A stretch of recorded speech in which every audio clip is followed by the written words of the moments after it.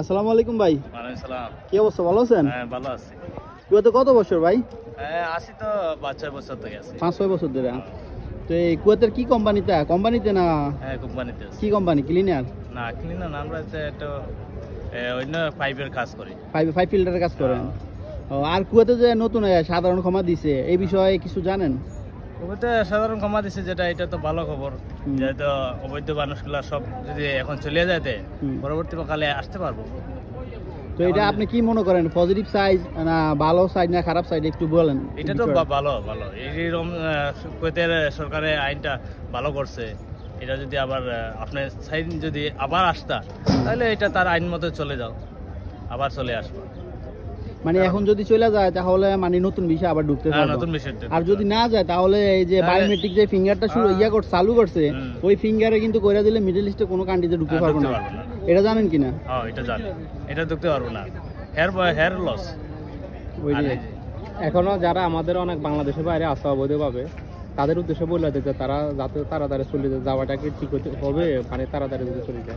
মানে বাংলাদেশ, ইন্ডিয়া, কলকাতা যারা বাংলা ভাষা আছে তা অনেকে আমাদের আমাদের ফ্যামিলি সদস্য ইউটিউবের, তো এই জন্য আপনি একটু বাংলা ভাষাভাষী যারা আছে সবাই যেন এই কথাটা বুঝে, তো এরকম ভাবে একটু বুঝে বলে দেন। না আমি বাংলাদেশি ভাই, ইন্ডিয়ান ভাষা মানে যত আছে বাঙালি ভাই, সবাই এটাই কইতেছে যে কুয়েতের সরকার যেরকম আইনটা বানাইছে খুব সুন্দর করে আপনারা আইন মতো চলে যাও, আবার নতুন বিষয় আসে পড়ো। আবার যদি এখান থেকে তারা যদি ধরতে পারে, যদি ধরিয়ে তোমার পাঠাইয়া দেয় তাহলে তুমি আসতে পারবে না, কোনো দেশেও যেতে পারবে না, তোমার ফিঙ্গার মারিয়া তোমার ব্যান করে রাখি দেবে। এখন যে সুযোগটা দিচ্ছে এই সুযোগে গেলে তো আলহামদুলিল্লাহ আবার যে কোনো মুহূর্তে আবার আসতে পারবে। এই সুযোগ যদি না দেয়, যদি মিস করে পরবর্তীতে জেলও খাটতে হবে, জরিমানা দিতে হবে, তার তখন কিন্তু আর আসতে পারবে না, হারাবে কিন্তু না, পারবো না।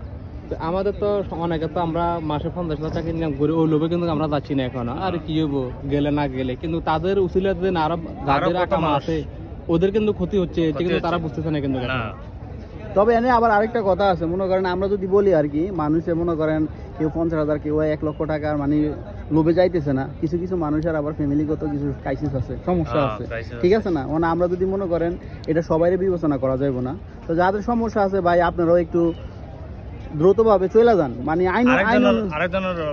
কুয়েতের আইনকে শ্রদ্ধা করে আপনারাও চলে যান, আবার নতুন বিষয় নিয়ে আসেন, সমস্যা নেই, ঠিক আছে?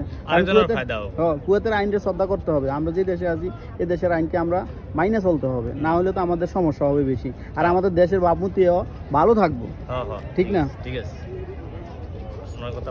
ভাই, আপনি না বলে কিছু বলবেন, বলেন আপনি কিছু।